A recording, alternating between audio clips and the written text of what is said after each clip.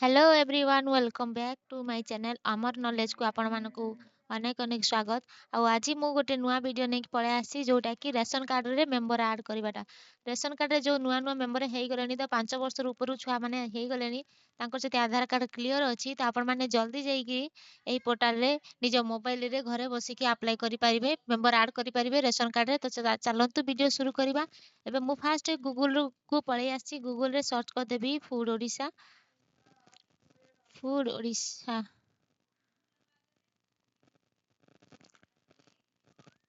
Odisha click search कला परे आसी जीवो फास्ट लिंक। ए फास्ट लिंक रे मो क्लिक कर साला परे मते ए भलिया गोटे इंटरफेस आसी जीवो। टी पॉपअप को क्लोज करि साला परे आपण एटी देखिया पाउथिबे। एटी देखुथिबे सिटीजन इन्फॉर्मेशन ऑनलाइन सर्विस एई सब डिपार्टमेंट रे आपण मानकू सुविधा मिली जीवो। तो चलंतु फास्ट मु एटी ऑनलाइन सर्विस रे क्लिक कला परे सिटीजन सर्विस को जीबी।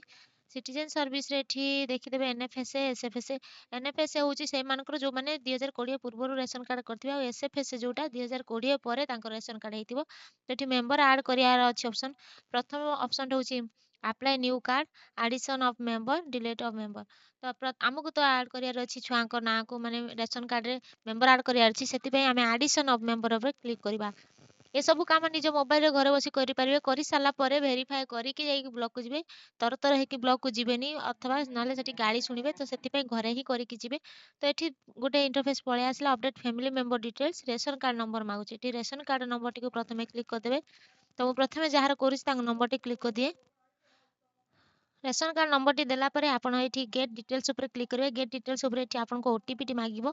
तो मु एठी ओटीपी पई कि आगो ओटीपी टी एंटर कर दिए। तापर आगो को बढ़िबा।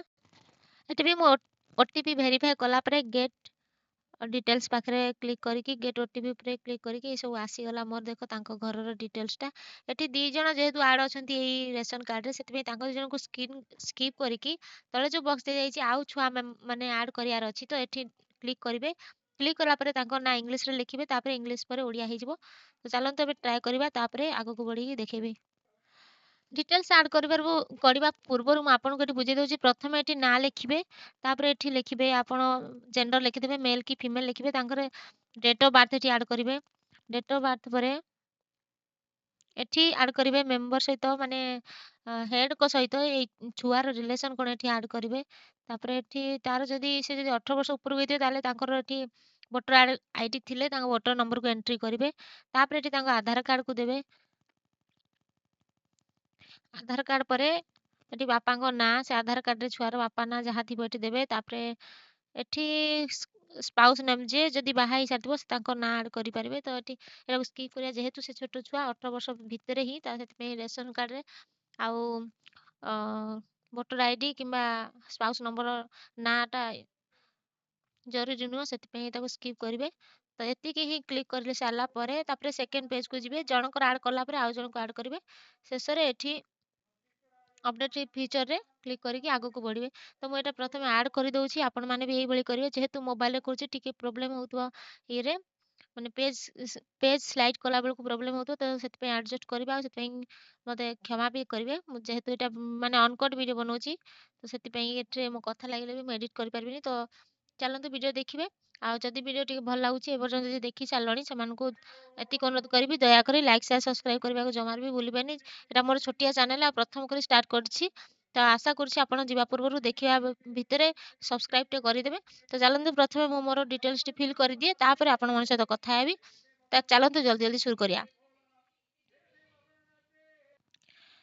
एठी मु छुआ को डिटेल्स फिल कला परे एठी जो आसछि गोटे बॉक्स रे टिक मारिबी। टिक मारला परे एठी अपडेट को मु मारिबी। Do you want to update the data एठी यस आई एम श्योर बोली की क्लिक करिवे। क्लिक कला पर एई बळी किछि टाइम नबो। तो beneficiary family information is updated successfully as a draft priority list.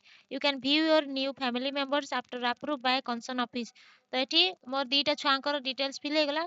एई बळी भाबरे आपण माने भी आपनकर डिटेल्स फिल कर देबे।